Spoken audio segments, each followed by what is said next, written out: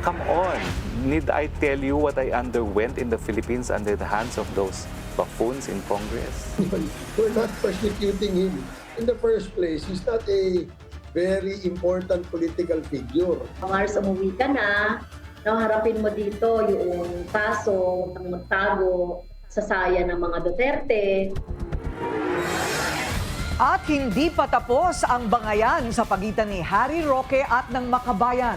Si Roque mas maaanghang na ang mga patutsada laban sa mga dati niyang kasamahan sa Kamara. Ang ilang mambabatas naman hindi magpapaawat. Uwi na Mars ang kanilang banat. Magandang gabi, ako po si Pinky Webb. Simulcast tayo sa DWAR Abante Radio at 94.7 Mellow BFM. At ako naman si Corina Sanchez Rojas. Mapapanood din tayo sa Beam TV 31, Signal Channel 24, Converge 74 at sa Sky Cable Channel 33. Simulan na natin ang agenda. Isa sa mga binaril dahil sa road rage sa Antipolo, pumanaw na. Kaso ng sospek, iaakyat na sa murder. Pilipinas, nagpadala na rin ang grupong tutulong sa search and rescue operation sa Myanmar. Death toll sa lindol doon, higit 2,000 na. Defense team ni FPRRD hinahanda na ang application para sa kanyang interim release. Lead lawyer na si Nicholas Kaufman may panawagan naman sa mga taga-suporta ng dating Pangulo. This issue is the subject of intense debate in the Philippines, but let's just put the politics on one side and the judicial process on the other side. Mga miyembro ng gabinete hindi na raw dadalo sa pagdinig ng Senado hinggil sa pag-aresto kay dating Pangulong Rodrigo Duterte. Executive privilege iginiit. Exclusive, dating presidential spokesperson Harry Roque, nanindigang political persecution ang investigasyon ng Kamara laban sa kanya. Ang sagot ng mga mambabatas, abangan. At cola na coconut-based ang bagong healthy concept sa Camarines Sur, alamin.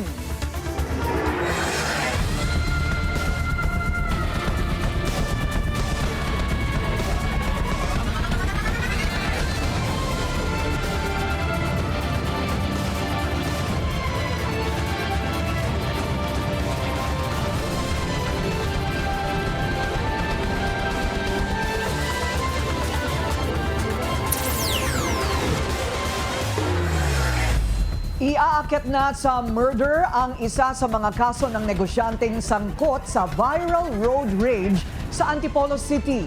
Pumanaw na kasi sa ospital ang isa sa mga rider na kanyang pinagbabaril. Yan ang agenda report ni Francis Polve.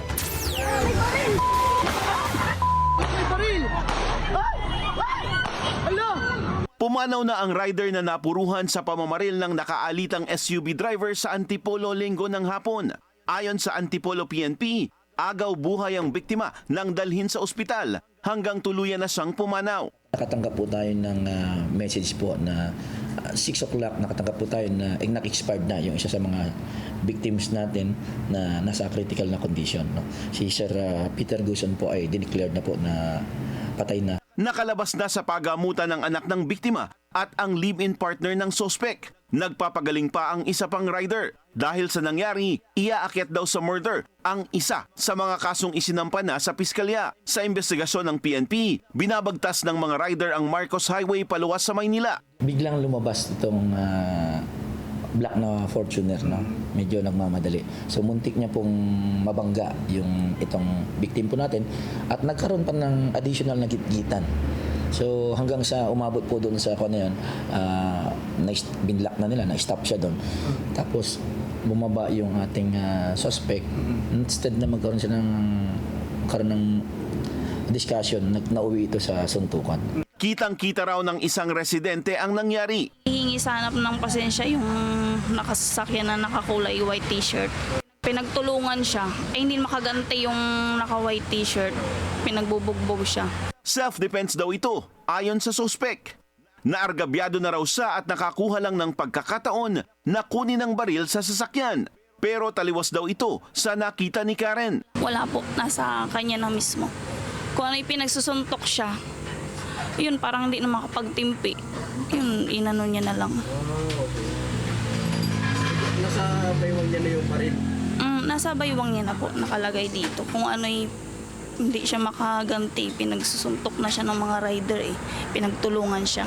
Ayon sa Calabarzon PNP, may kaukulang papeles man ang baril ng sospek, hindi naman ito exempted sa election gun ban.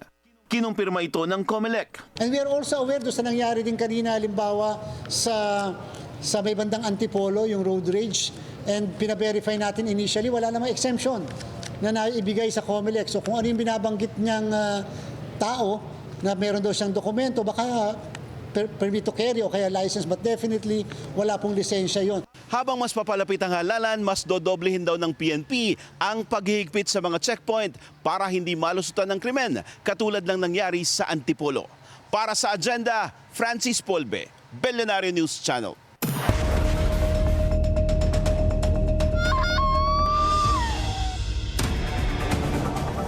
Nasa higit 2,000 na ang kumpirmadong patay dahil sa lindol na yumanig sa Myanmar noong Biyernes. Nagluluksa ngayon ang buong bansa dahil sa trahedya. Narito ang agenda report ni May Rodriguez. Balot pa rin ng takot ang mga residente ng Mandalay ilang araw matapos yanigin ng magnitude 7.7 na lindol ang Myanmar. Sa daan muna sila natutulog habang iniinda ang mga aftershock. Higit 2,000 na ang kumpirmadong patay sa trahedya. Halos 4,000 ang injured at higit 270 pa ang nawawala ayon sa state media. Kitang-kita ang lawak ng pinsala at ang trauma na iniwan ng lindol. I was stuck under debris. I got hit to my waist and my hand got chopped. It took long hours for rescuers to pull me out. Idineklara na ang 7 days of mourning sa Myanmar. Patuloy naman ang pagpapadala ng tulong ng international community. A U.S. aid team of humanitarian experts based in the region are traveling to Burma now to identify the people's most pressing needs, including emergency shelter, food, medical needs, and access to water. Our disaster experts, including those based in Bangkok, Manila, and Washington, D.C., continue to monitor the situation with coordination with U.S. government counterparts in the region. Umabot sa Thailand ang pagyanig. Ang Prime Minister pinaiimbestigahan kung bakit gumuho ang isang ginagawang skyscraper. May mga aligasyon kasi na substandard ang mga bakal na ginamit sa construction. 18 ang kumpirmadong namatay habang 76 ang nawawala sa Thailand. Para sa Agenda, May Rodriguez, Billionaire News Channel. Ilang Pinoy sa Myanmar at Thailand ang kabilang sa mga apektado ng lindol. Kwento ng isang Pinay sa newsfeed at noon ng Billionaire News Channel, first time niyang maka-experience ng ganoong katinding lindol sa higit 4 na dekada niya sa Thailand. Nasa business meeting daw siya sa hotel nang mangyari ang trahedya at agad silang pinalikas. So we were outside, we were looking at the two buildings and it was swaying like softly, and then one of them said, let's run further because it might crash down, but luckily it didn't. But we had to wait for at least 2 hours until the hotel staff or the management team decided, okay, I think there's no more aftershock. I've never felt that kind of feeling before. It's like all of a sudden, am I going to die? It's like, am I, because of my health or whatever? I didn't even think of, earthquake or whatever because we've never experienced it in Thailand. Pinuri naman ni Annabel ang naging tugon ng Thai government. The Thai government have been very active in telling all owners of condominium and high-rise buildings or offices or hotels to be wary. If they can work from home, better work from home. Because they requested everybody else to take a look. If there's any damage, report it right away. Nasa Myanmar na ang unang batch ng search and rescue team na ipinadala ng Pilipinas para tumulong sa mga nasalanta ng lindol. Ang detalye sa humanitarian mission na ito sa agenda report ni Paulo Barcelon. Maagang tumulak patungong Myanmar ang dalawang C-130 transport aircraft ng Philippine Air Force. Sakay ang Philippine contingent na tutulong sa mga nasalanta ng lindol. Ang commander ng grupo, si Air Force Lieutenant Colonel Erwin Diploma, kasama rin sa mga pinadala sa Turkey noong 2023 earthquake. Our deployment for this foreign deployment, especially for our USAR, for a collapse structure, this is one way for us to assess ourselves, how prepared we are, how technically with regards to equipment and personnel readiness. Actually, meron po kaming sa amin bilang aeromedical evacuation team, handa po tayong mag-assist doon sa mga Pilipino na magre-repatriate. Hindi lang po doon, kundi pati rin po mag-assist doon din po sa mga kababayan natin. Ayon kay Office of Civil Defense Chief Ariel Nepomuceno, bahagi ang humanitarian mission ng commitment ng bansa bilang kasapi ng ASEAN. Isa sa kanilang target ang mahanap ang mga kababayang nawawala pa rin matapos ang lindol. Yung tactical deployment doon ay magbabase na doon sa plano ng ating counterpart sa area. Tinutulungan din tayo pagdating sa area ng ating Department of Foreign Affairs at yung military yung DAFA natin, yung depensa attaché natin doon sa area. Sa programang On Point ng Billionaire News Channel, sinabi ni DFA Undersecretary Eduardo De Vega na may nakalaang 5.7 million pesos na pondo para sa misyon. So itong gagawin nila dito, parang preparasyon din yan kung tayo ay magkaroon ng big one sa Metro Manila. Kasi yung the ones that are, ang PMAT natin, isang Metro Manila, yung Jose Rodriguez, isang Pampanga, yung sa JB Lingad, at isang Eastern Visayas. At ngayon nagte-train din yung aming Cebu at saka Mindanao. May baon na 8 tonelada ng equipment, supplies at pagkain ang Philippine contingent. Susunod naman ang ikalawang batch bukas. Para sa agenda, Paulo Barcelon, Billionaire News Channel. Dito sa Pilipinas, plano na rin ng mga opisyal na paigtingin pa ang kahandaan ng bansa sa banta na tinatawag na The Big One. Nagbabalik si Paulo Barcelon. Nabuhay muli ang mga usapan kung gaano nga ba kahanda ang Pilipinas matapos tumama ang isang magnitude 7.7 na lindol sa Myanmar. Sa programang It's a Beautiful Day ng Billionaire News Channel, sinabi ni Science and Technology Secretary Renato Solidum na dahil nung taong 1600s pa huling gumalaw ang West Valley Fault, posibleng sa ating henerasyon mangyari ang sinasabing The Big One.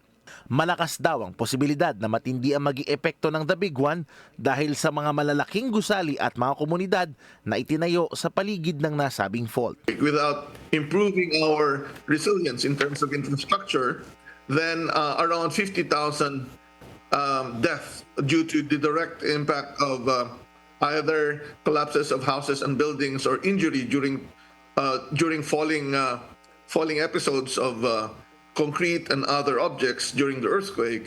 That would be 50,000 around Metro Manila and the surrounding provinces within regions 3 and 4A. If you look at an earthquake scenario where the population or the buildings are close to the epicenter of the fault, then the energy of the earthquake released during the movement with the fault is fast. Taon-taon na lang, nagsasagawa ng simultaneous earthquake drill ng Office of Civil Defense sa iba't ibang bahagi ng bansa. Pero para kay OCD Chief Ariel Nepomuceno, panahon na para pag-aralan kung pupwedeng buwan-buwan na gawin ito. Pero aminado siyang malaking hamon ang resources na gagamitin ng gobyerno para rito. Kailangan tingnan din natin yung kalidad ng ating drills o ehersisyo. Halimbawa, kailangan mag-practice na rin tayo madalas na gabi natin gawin yung drill. Kasi kung gabi mangyari lindol, kahit kami, kahit kayo, nasa bahay naman tayo pare-pareho, instant ba yung ating kapabilidad na magresponde. Pero ang pinakamainam pa rin ayon sa OCD ay siguruhing nasusunod ang mga batas gaya ng building code. Kahit napakagaling ninyong mag-duck cover and hold, kahit umilalim pa kayo sa napakatibay na lamesa, kung yung mismong bahay naman ay mahina o gusali at yan ay gumuho, doon kayo matatabunan. Pinamamadali rin ng OCD ang mga LGU na siguruhing nare-retrofit o ina-upgrade ng mga gusaling pambayan para masigurong kaya nitong tumayo sakaling dumating nga ang pinangangambahang The Big One. Para sa Agenda, Paulo Barcelon, Billionaire News Channel.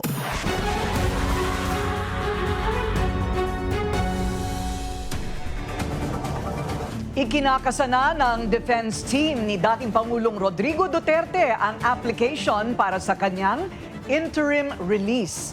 Kumpiyansa ang lead lawyer na si Nicholas Kaufman na matibay ang kanilang argumento laban sa kasong crimes against humanity ni FPRRD.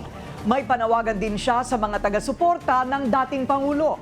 Narito ang agenda report ng ating kasamang si Attorney Karen Jimeno.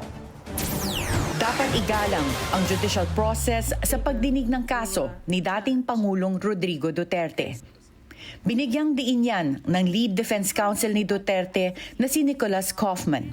Sa panayam ko kay Kaufman dito sa The Hague, pinaliwanag niya na bagamat malugod na tinatanggap ang buhos ng suporta sa dating Pangulo, dapat anyang isang tabi ang usaping politika. It can have a negative impact on the proceedings if, as I said, the media or the supporters turn against the judicial. This issue is the subject of intense debate in the Philippines, but let's just put the politics on one side and the judicial process on the other side. Naniniwala si Kaufman na matibay pa ring argumento ang usaping sa kinikwestyong jurisdiction ng ICC. Pero ang desisyon dito ay nakasalalay pa rin anya sa mga hukom. Sa usapin naman ng posibleng hinihiling interim release para kay Duterte, sinabi ni Kaufman na maituturing na komplikadong proseso ito. Interim release is a right, and it can only be tempered by three factors. The first of which is the risk of flight, the second of which is the risk of interference of witnesses or with the evidence, and the third of which is the risk of continuing crimes. None of those factors exist in the present situation, so there is a right for Mr. Duterte to be released. We are working on that, but the timing of when we intend to introduce such an application is yet to be decided.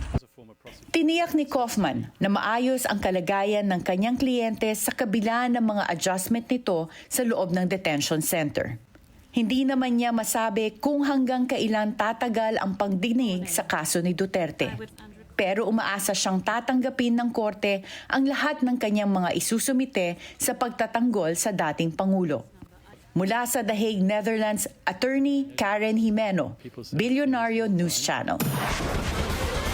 Minaliit ni dating presidential spokesperson Harry Roque ang plano ng ilang mambabatas na harangin ang asylum bid niya sa Netherlands. May sagot naman dyan ang ilang mga kongresista. Yan ang agenda report ni Zandro Chona. Diskarte ni dating presidential spokesperson Harry Roque na humiling ng asylum sa Netherlands matapos malamang may planong ipakansela ang kanyang pasaporte. Ito ang ibinunyag ni Roque sa eksklusibong panayam ni Attorney Karen Jimeno sa programang At the Forefront ng Billionaire News Channel. That's when I said, it's time to get asylum. And, you know, there's always like politicking whenever you talk about a political person. And that was one of the issues raised against me. How can I defend the president when I don't have tenure in my stay in the Netherlands? And I knew that it could simply be resolved by filing for asylum because it is the filing of asylum that gives me the right to non-refoulement.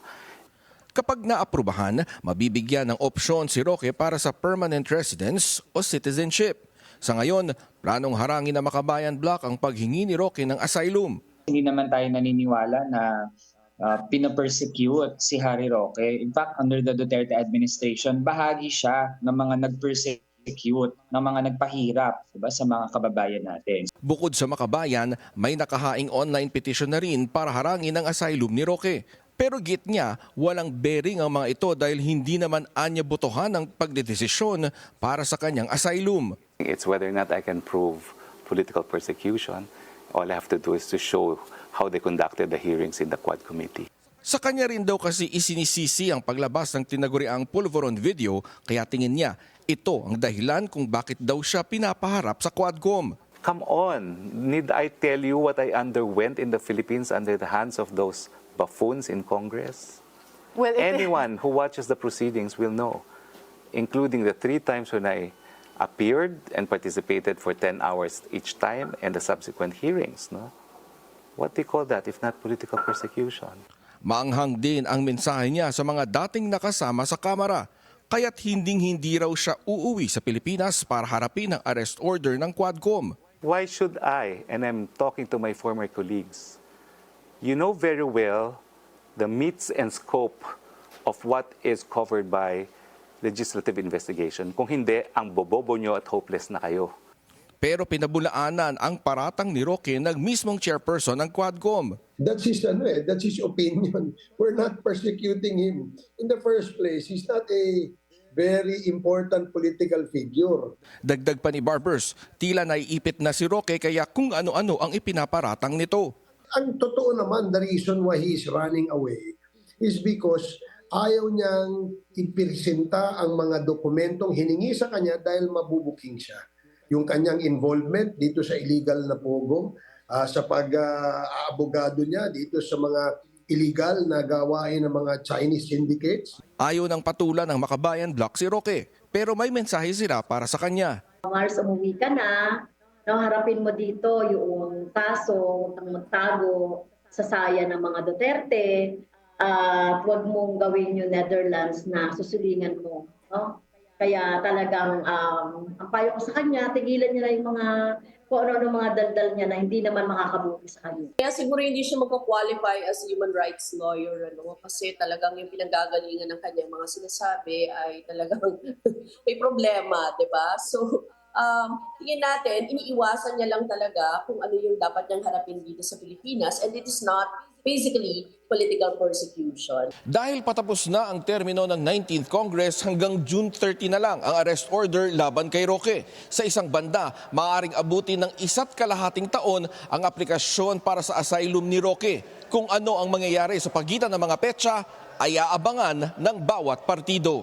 Para sa agenda, Zandro Ochona, Billionario News Channel. Hindi na daw dadalo ang mga miyembro ng gabinete sa pagdinig ng Senado hinggil sa pag-aresto kay FPRRD. Sa liham kina Senate President Cheese Escudero at Senadora Amy Marcos, iginiit ni Executive Secretary Lucas Bersamin na natalakay na ng husto ang mga bagay na hindi sakop ng executive privilege. May 4 na rin daw na petisyong nakabinbin sa Korte Suprema, kaya baka malabag umano ang sub judice rule kung itutuloy pa ang pagdinig. Ikinalungkot ni Senador Amy Marcos ang desisyon ng palasyo.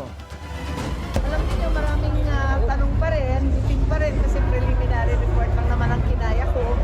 Marami pa rin katanungan ng taong bayan. Ang dami nga nagte-text, nagtatanong. Tapos, marami din bagong informasyon na sana maging pagkakataon para yung mga magulong sagot, yung hindi magkatugma-tugma ng mga datos, at saka yung mga katanungan ng taong bayan, sana pagkakataon yun para maisagot ng ating gobyerno. Nakatakda ang ikalawang pagdinig ng Foreign Relations Committee sa Huwebes, April 3. 17 OFW pa sa Qatar ang nakakulong matapos umanong sumali sa unauthorized political demonstration. Tiniyak ng DFA ang tulong para sa kanila pero may paalala rin ito sa mga Pinoy abroad. Ang detalye sa agenda report ni Hannah T. Nagpasalamat si Senate President Cheese Escudero sa agarang aksyon ng mga ahensya ng gobyerno para tulungan ang mga Pinoy na inaresto sa Qatar noong nakaraang linggo. Nagtipon kasi ang ilang Duterte supporters sa isang beach resort doon noong gabi ng March 27 bilang pagdiriwang sa ika-80 kaarawan ni dating Pangulong Rodrigo Duterte para sa Qatar government. Unauthorized political demonstration ito. Ani Escudero, pinatunayan ng mga kawani ng gobyerno na walang bahid politika pagdating sa serbisyo publiko. Sa programang On Point ng Billionario News Channel, sinabi ni DFA Undersecretary Eduardo De Vega na 17 Pinoy pa ang nakadetine. 3 Pinoy teenagers naman ang pinalaya na. Una na raw nagbabala ang embahada ng Pinas doon tungkol sa bawal na pagtitipon sa Qatar. In fairness, a lot of the Filipinos, a lot more would have gone if not for the warning, meaning they did heed the warning. Maybe these 20 didn't see the advisory of the embassy. Paalala ng DFA, hindi umiiral ang batas ng Pilipinas sa ibang bansa, kaya mahalagang sumunod sa mga patakaran ng isang host country. We hope that in the end they will eventually be released. We'll update you on that. But that I'm sure there will be some expectations na hindi na maulit. Pinabulaanan din ng DFA ang ilang report na ang embahada mismo ang nagpaaresto sa mga Pinoy. That is never a policy of the Philippine government, and we're in fact trying to get them out. Sa ngayon, patuloy ang investigasyon ng Qatar government at posible ang parusang hanggang 3 taon na pagkakakulong o kaya deportation. May hinahandang legal assistance ang gobyerno para sa kanila, pero umaasa pa rin ang DFA na magiging mahabagin ang Qatari authorities. Ayon pa sa DFA, nasa 75 to 80% ng populasyon sa Qatar ay mga dayuhan. Kaya't naghihigpit ito pagdating sa mga pagtitipon, lalo na kung hindi ito otorisado. Para sa agenda, Hannah T, Bilyonaryo News Channel. AFP Chief of Staff General Romeo Bronner, pinaghahanda na ang mga sundalo sakaling sakupin ng China ang Taiwan. Susunod yan sa agenda.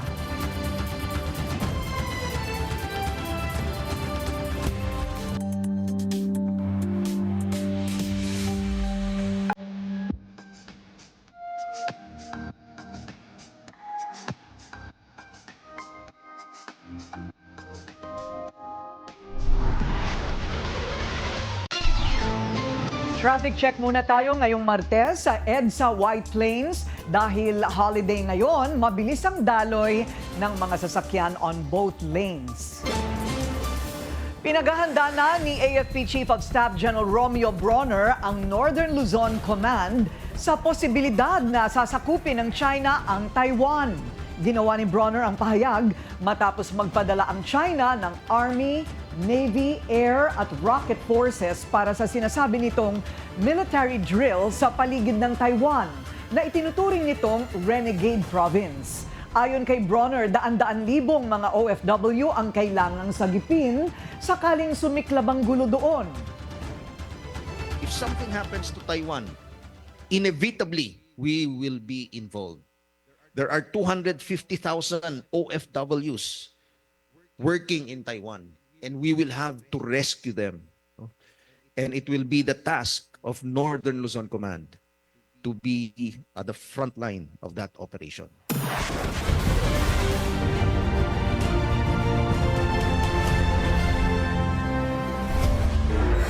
Masihigpitan pa raw ng COMELEC ang pagbabantay nito sa mga tinatawag na election hotspots, pati na rin sa mga illegal na campaign materials. Yan ang agenda report ni Joash Malimban. Walang sinanto ang Oplan Baklas ng COMELEC sa Calamba, Laguna. Tanggal ang lahat ng campaign materials na oversized, nakasabit sa puno at nasa labas ng mga common poster area. Ayon kay COMELEC Chairman George Garcia, dadalhin sa BJMP ang mga binaklas na poster para i-recycle. May babala naman ng COMELEC sa lalawigan ng Abra matapos maitala ang magkasunod na election-related violence. Noong March 12, 2 magkahiwalay na pamamaril ang naitala sa probinsya. Isang kandidato sa Pilar ang nasawi. Sugutan naman ang isang dating village chief ng Lubong. Abra, lagi na lang yan. Konting-konti na lang. Yan sa Abra na yan. At don't test the patience of the Commission as far as this province is concerned. We place Abra under COMELEC control in 2022. We place Abra under COMELEC control in the barangay and SK elections. We will not hesitate to place Abra under COMELEC control once again kung ganyang matatakot ang mga mamamayan at may mga buhay na nasasakripisyo. Patuloy rin daw ang pagmamonitor sa sitwasyon sa buong bansa habang papalapit ang May 12. Lahat po yan aware naman ng COMELEC. And siyempre, patuloy ang pakikipag-ugnayan natin sa Philippine National Police. Kaninang umaga, napatay sa pamamaril ang kapitan ng Barangay Paitan sa Santa Maria, Pangasinan.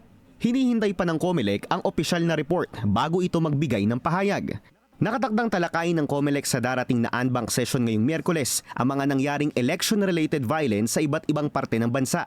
Patuloy ding nagpapaalala ang COMELEC sa mga politiko't kandidato na sumunod sa mga alituntunin ng ahensya. Para sa agenda, Joash Malimban, Bilyonaryo News Channel. Puspusan na ang paghahanda ng COMELEC para tiyaking walang aberya at maasahan ng mga automated counting machine na gagamitin sa midterm elections. Ang detalye sa agenda report ni John Manalo. Mahigit isang buwan bago ang May midterm elections, nag-walkthrough ang COMELEC sa ginagawang pre-election logic and accuracy tests o pre-LAT ng mga automated counting machines sa Binyan, Laguna. Ang pre-LAT ay ang masusing pagsusuri sa hardware at software components ng mga makina, kabilang ang source codes, modems, security keys, ballots at printers. Ayon kay COMELEC Chairman George Garcia, 94,000 out of 110,000 commissioned ACMs ang ide-deploy ng komisyon mula April 4 para sa mga far-flung areas at April 20 naman sa ibang parte ng bansa. Ang natitirang 16,000 magsisilbi raw contingency machines sakaling may mga lugar na masyadong malaki ang voting population. Bukod pa riyan, magde-deploy rin ng 7,000 Starlink units para sa mga lugar na may problema sa telecom connections. Deployment natin magsisimula po April 20 para sa buong bansa ng balota at saka po ng mga machine. Kinakailangan na andyan po yan at dapat at all costs lahat ng balota at lahat ng makina ay dumating on or before May 5. Dagdag ni Garcia, mahalaga ang pre-LAT para matiyak na walang aberya sa mga makina sa araw ng halalan. Sinasamantala pa namin yung mahigit 2 linggo na naandito pa ang lahat ng gamit upang ma-counter-check. Mahirap po kasi kung nakadeploy na. Ilan raw sa madalas na problemang natuklasan sa pre-LAT ay may kaugnayan sa hindi pagtutugma ng mga makina at storing device. Gayunman, tiniyak ng COMELEC na handa silang tugunan ang mga ganitong issue para maayos na makarating ang mga ACM at balota sa mga polling precinct bago mag-May 5.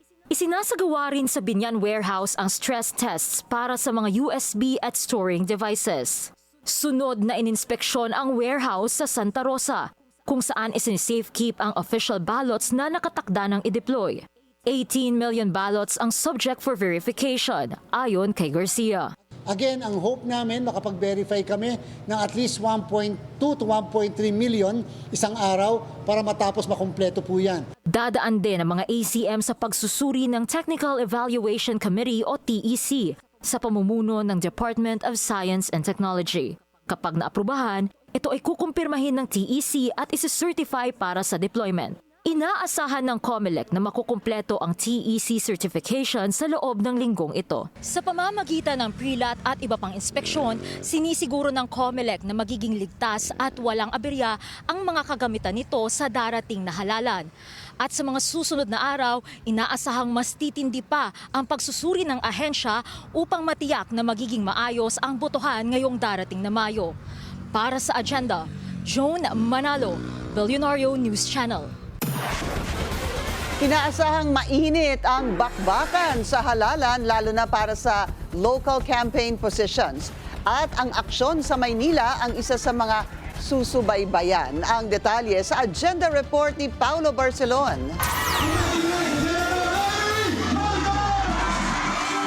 Ginulat ni dating Manila Mayor Isko Moreno Domagoso ang mga kapitbahay niya sa Tondo, Maynila nitong weekend nang i-endorso ang kanyang Yorme's Choice slate ni re-electionist Senator Amy Marcos. Noong 2022 presidential elections, isa si Isko sa mga bumatiko sa mga Marcos dahil sa issue ng hindi pagbabayad ng pamilya ng estate taxes. Pero ngayon, tila nag-iba ang ihip ng hangin dahil isang miyembro ng pamilyang dating binabatikos ni Yorme ang siya ngayong kasama niya sa kanyang kampanya.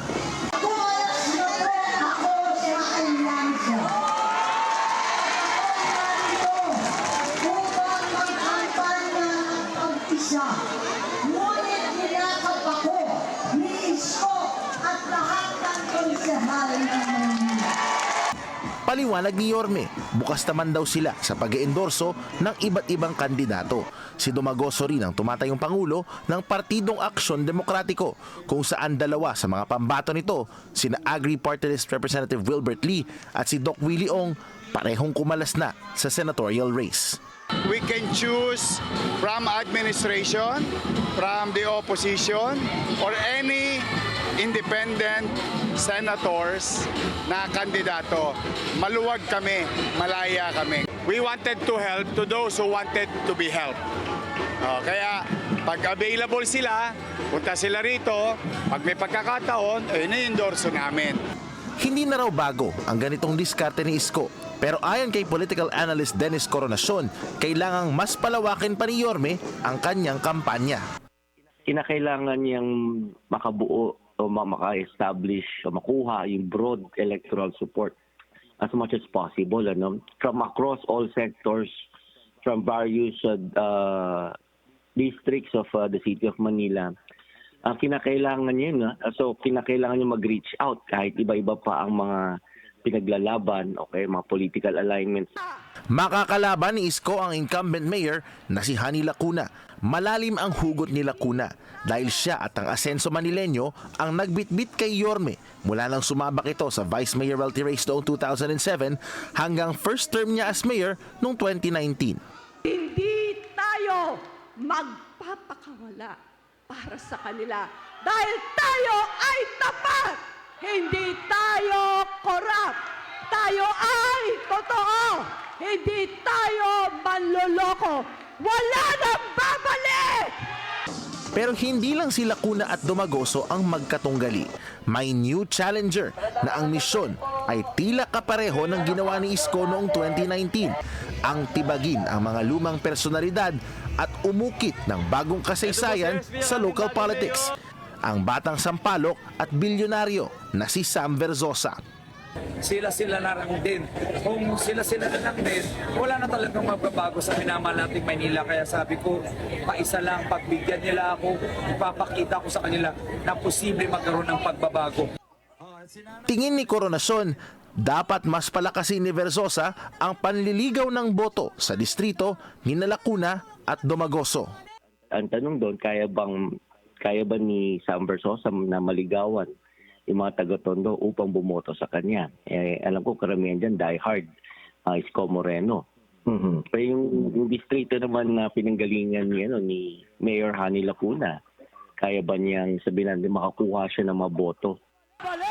1.1 milyon na boto ang pinagtatalunan ng isang negosyante, isang doktora at isang basurerong naging artista para maluklok na alkalde ng lungsod ng Maynila. Para sa Agenda, Paulo Barcelon, Billionaire News Channel. Korte Suprema hinimok na atasan ng Kongreso na gumawa ng anti-political dynasty law. Susunod yan sa Agenda.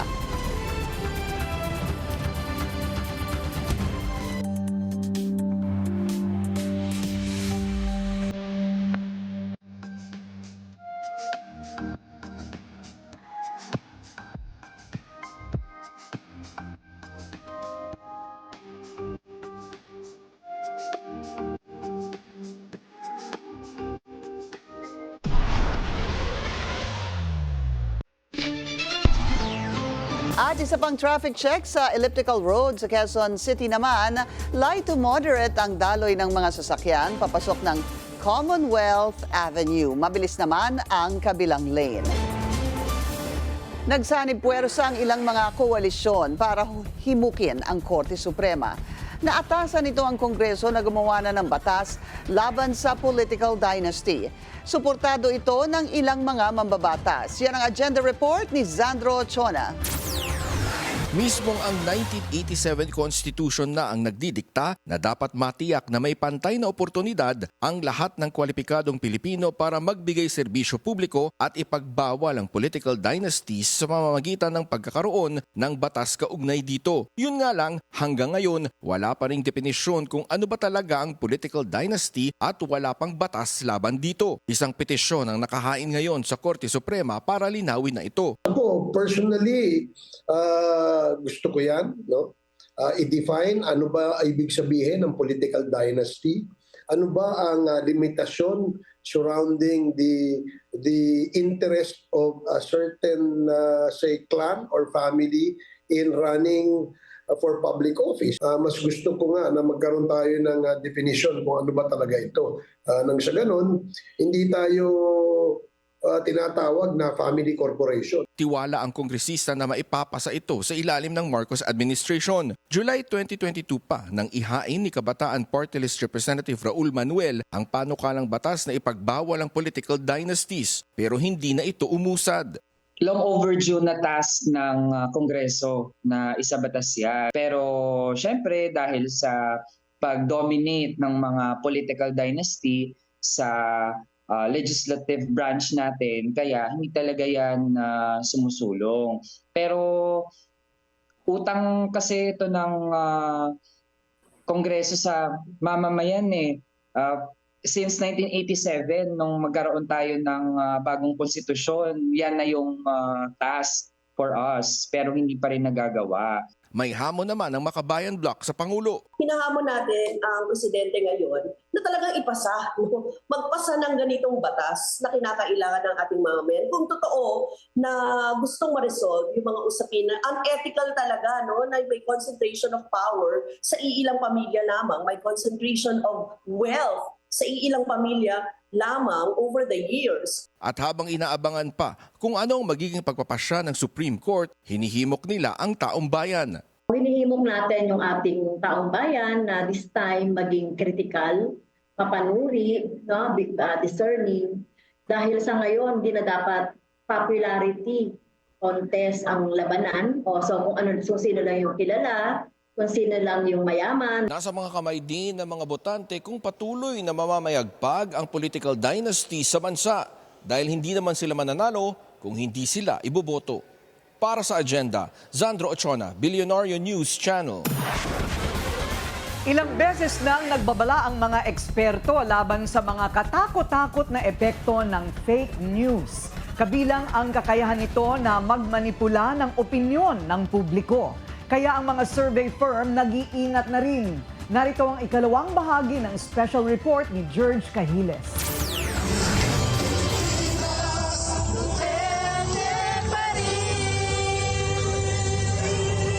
Happy birthday, Tay! Kumusta na po? Happy birthday. Sana makauwi ka na po ng Pilipinas. Hindi pa rin nakaka-move on ang maraming Pilipino sa iba't ibang bahagi ng mundo sa pagka-aresto kay dating Pangulong Rodrigo Duterte para harapin ang kasong crimes against humanity sa International Criminal Court. May mga galit at hinihinging pauwiin na sa Pilipinas mula sa kanyang selda sa The Hague, Netherlands si Duterte.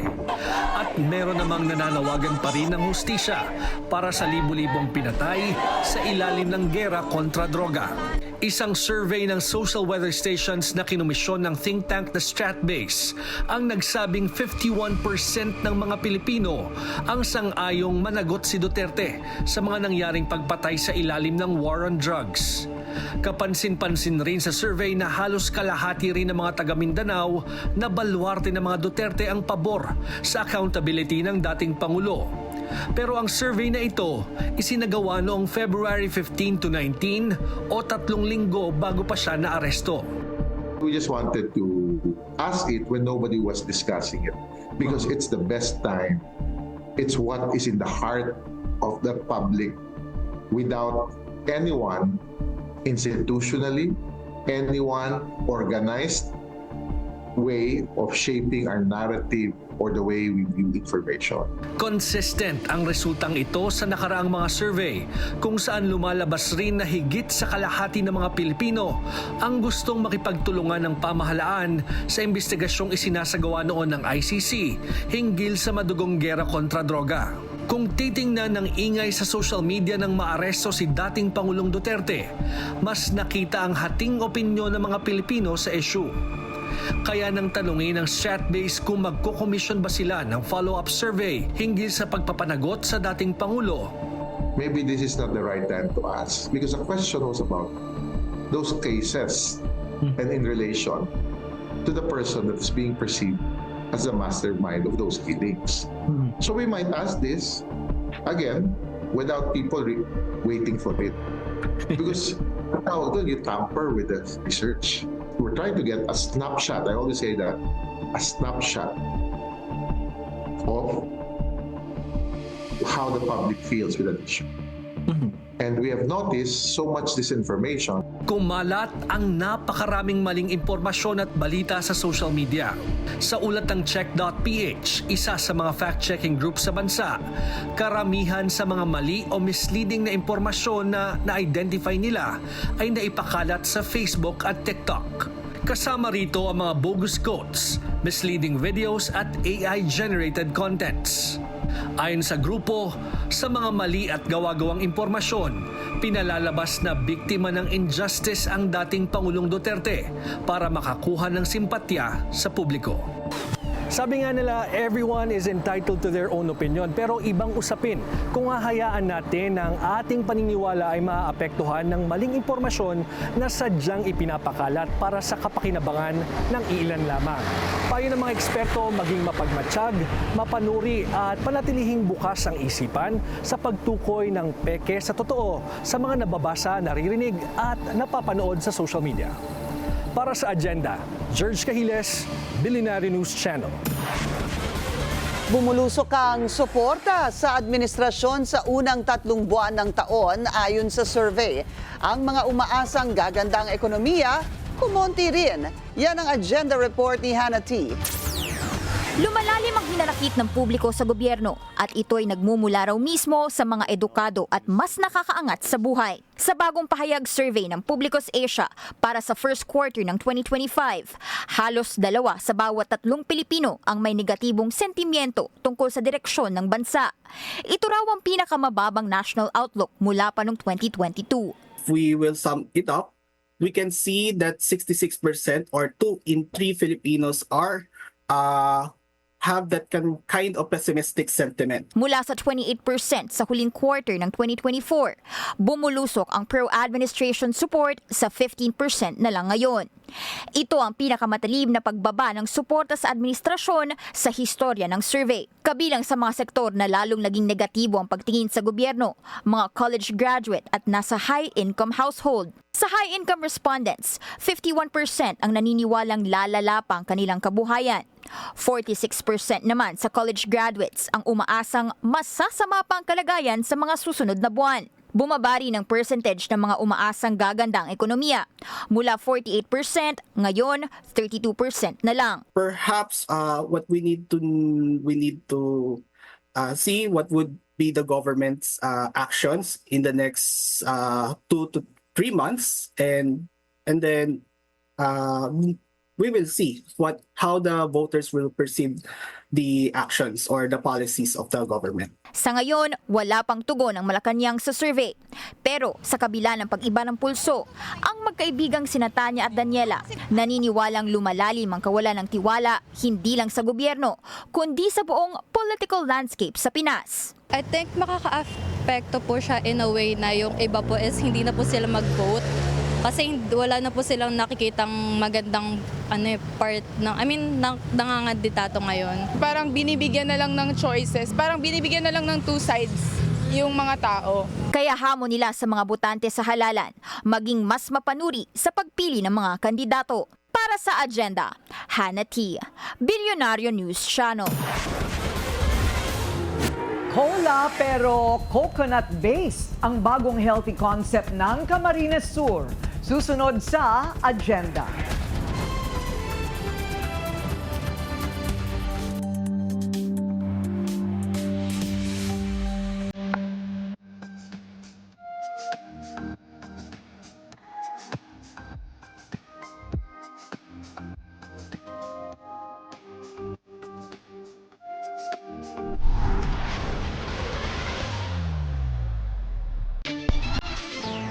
Traffic check ulit tayo sa EDSA Guadalupe naman.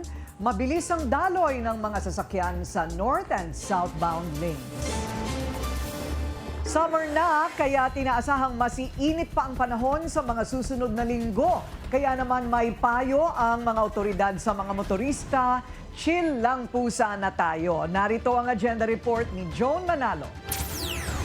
Panahon na naman ng tag-init. Kaya ang maraming motorista tulad ni Reynald Ole na sumasideline bilang motor taxi rider, kanya-kanyang diskarte para maibsan ang init sa tuwing bumabiyahe.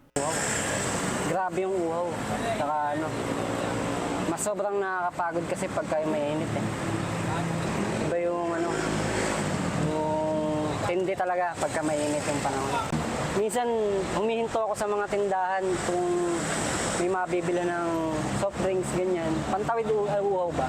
Nitong March 26, opisyal nang idineklara ng Pag-asa ang pagsisimula ng summer season sa bansa matapos ang bugso ng Northeast Monsoon o amihan season. Dahil dito, inaasahang mas iinit pa ang panahon sa mga susunod na linggo at buwan. Ayon din sa 5 p.m. heat index forecast ng Pag-asa kahapon, inaasahang aabot sa 46 degrees Celsius ang heat index sa Dagupan, Pangasinan ngayong araw. Posible namang umabot ng 43 degrees Celsius ang heat index sa Iba, Zambales at Virac, Catanduanes. Ang heat indices na ito ay pasok sa danger heat level ayon sa Pag-asa na maaaring magdulot ng heat cramps at heat exhaustion. Posible rin ang heat stroke kung matagal ang pagkababad sa init. Maging si Reynald ay hindi nakaligtas sa epekto ng mataas na heat index sa bansa. Nagdadalawan na yung paningin ko eh. Minsan pinihinto ko na lang talaga pag di ko kaya. Dahil sa stress na dulot ng tumataas na heat index, minsan ay umiinit na rin ang ulo ng mga motorista sa kalsada. Kwento nga ni Reynald, Di may iwasan yung may makaaway ka sa kalsada. Lalo na iba't ibang ugali ang makakasalamuha mo. Na-experience na rin Kaya minsan ay hindi na rin naiiwasan ang road rage. Tulad ng insidente noong linggo sa Antipolo City na nauwi sa pamamaril. Dahil dito, nagbigay ng tips ang PNP para maiwasan ito. Maging kalmado sa pagmamaneho, sumunod sa mga batas trapiko at magbigay galang sa mga kasama mo sa kalsada. Maging ang LTO, may payo rin para naman sa mga driver. Huwag nang sumingit-singit sa ibang mga sasakyan lalo kung traffic. Huwag mambastos ng kapwa driver. At huwag tumutok sa nasa unahang sasakyan para maiwasan ang di inaasahang salpukan. Habang umiinit ang panahon, umiinit din ang diskarte ng mga Pilipino para maibsan ang epekto ng matinding init at maiwasan na rin ang stress at init ng ulo. Sa pagpapaypay man, pag-inom ng tubig o paghahanap ng lilim, ang mahalaga, alam natin kung paano tayo mananatiling ligtas sa panahon ng tag-init. Para sa Agenda, Joan Manalo, Billionario News Channel. Oversized layers at futuristic cutouts. Ilan lang yan sa mga next-level outfit na ibinida sa Shanghai Fashion Week. Ang pasilip sa Agenda Report ni Ferdy Salvador. Fashion lovers, listen up! Shanghai Fashion Week 2025 just gave us some serious style moments. And if you missed it, don't worry, I've got the highlights. Nandito na tayo sa venue ng Shanghai Fashion Week ng Autumn-Winter 2025.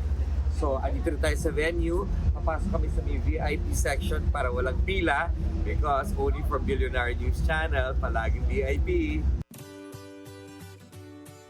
I was able to catch the latest collections from Short Sentence and A.S. Dalio. And let me tell you, these shows did not disappoint.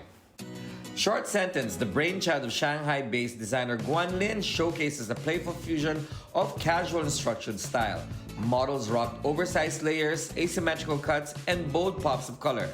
Think a striking red sleeve and vibrant stripes.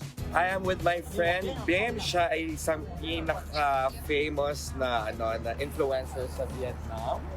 And you are. And nandito kami sa Shanghai Fashion Week Day 2. So we're gonna be watching A.S. Dalio. And I'm excited to be always with you, my friend. Me too! Lumabas ang mga fashionista dito sa Shanghai Fashion Week at makikita nyo, iba't ibang outfit na fashion forward ang kinalang pinipresent. Everything from goth to super chic, everything is here for you to see. So let's go watch the fashion show of A.S. Dalio this evening. Talking about making an entrance, A.S. Dalio's show opened with a majestic horse, instantly setting the mood for high drama and next-level fashion. From there, the collection served up sleek monochrome looks, fierce silhouettes, and statement-making details like oversized capes, fur, structured leather, and futuristic cutouts. With show-stopping designs, global fashion icons in attendance, and Shanghai cementing its status as a style powerhouse, this year's Fashion Week was nothing short of spectacular. Until next season, this has been Ferdy Salvador for Agenda on Billionaire News Channel. Tuwing panahon ng tag-init, patok na pang-refresh ang malalamig na inumin tulad ng soft drinks. Pero madalas ang mga paborito nating panulak, puno naman ng asukal. Kaya sa mga health conscious dyan, nakahanap ng bagong bagong alternatibo ang ating lifestyle host na si Marie Lozano. Narito ang kanyang agenda report. Cola na healthy? Pwede ba to? Yan ang nadiskubre namin dito sa CamSur o Camarines Sur. Okay, exciting to kasi bagong-bagong balita. Dito lang yan sa agenda dahil nandito tayo ngayon sa Coca-Cola. Huwag kayong makakamali. It's Coca-Cola Plantation dito sa CamSur. At kasama natin si Engineer Emil. So, ano po itong ginagawa dito sa Coca-Cola? Ma'am, bali itong plant na ito is integrated coconut facilities. Lahat po ng coconut-based product, pwede natin i-produce ito. One is yung Coca-Cola, two is a coconut water. And then also yung raw mat niya is ipoproduce din mismo dito. Dito, walang aksaya sa Tree of Life, ang coconut. Nakarinig na tayo ng coconut water, coconut milk, extra virgin coconut oil, pero ang hindi pa po natin naririnig at bagong-bago itong Yung Coca-Cola. Yes, ma'am. First in the Philippines, first in the world. Mukha siyang cola, may fizz din. Pero ang laman, hindi soft drink na puno ng asukal o artificial ingredients. Gawa ito sa coconut water na pinanggagalingan din ng natural sweetness nito. Dahil mas health conscious ang mga tao ngayon, naisip ang konseptong ito ni CamSur 2nd District Congressman Ellery Villafuerte. Most of the farmers here are coconut farmers. Aside from helping them, we want to come out with the world-class product. And the best, and based on research, people want healthy drinks. Yes. But a lot of people also want the cola flavor. So healthy and cola flavor we mix and turn it into product called Coca-Cola. Shorter term for coconut cola. Hydrating, low-calorie at may health benefits pa. Perfect ito para sa mga gusto ng fizz without the crash. Number one, wala siyang sugar. Ang ginamit talaga yung sugar niya is yung coconut water concentrate. So, hindi siya magkaka-sugar spike. Medyo low glycemic yung sugar na Talagang healthy yung sugar. Oo. Tapos ginawa niyo siyang carbonated. Carbonated siya.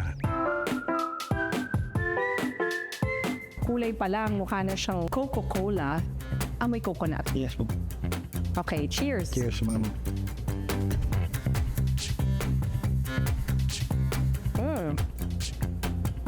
Para nga siyang Coca-Cola. Joke lang po. Hindi. Para nga siyang Coke. Yes. Para siyang cola talaga. Tapos, biglang malalasahan mo yung coconut. Coconut, yes, ma'am. Para siyang coconut flavored Coke. Yes, ma'am. I like coconut. So, tamang-tama siya sa akin. At healthy siya. Yes, ma'am. Maiinom ko siya. Kasi hindi ako umiinom ng Coke kasi mataas ang sugar. Yes, ma'am. Ito ngayon, maiinom ko na. Pahingi pa. Okay na. Tayo una nakatikim niya, ma'am. Okay, first in Billionaire News Channel. Galing. Sa ngayon, hindi pa ito available sa market, pero kung sisikat sa mundo, hindi lang yan good news para sa mga health buffs, pati na rin sa mga coconut farmers sa Pilipinas. Para sa Agenda, Marie Lozano, Billionaire News Channel. Coca-Cola. Lasang Coca-Cola. Makes sense. Coconut. That makes real sense, Marie. Ha? May coconut. Oo nga. Ano kaya lasa nun, ano? Sayang. I would want to try that. Oo nga. Ito namang si Marie, panay naman ang sample. Hindi naman nag-uuwi ng pasalubong. Sabi ni engineer, hindi pa available. Hindi pa daw available. Oo. Hindi rin siya hindi rin siya makakonsentrate yung engineer. Oh, as if naman kailangan pang magpapayat ni Marie. Oo. But she really is the epitome of health. She is, yes. And everything else. And everything else. That we envy. Oo nga. Sana all. Next time we'll try that. Yan po ang ating agenda ngayong gabi. Ako po si Pinky Webb. At ako naman si Corina Sanchez Rojas. Sa bawat issue, may anggulo at ang balita may agenda.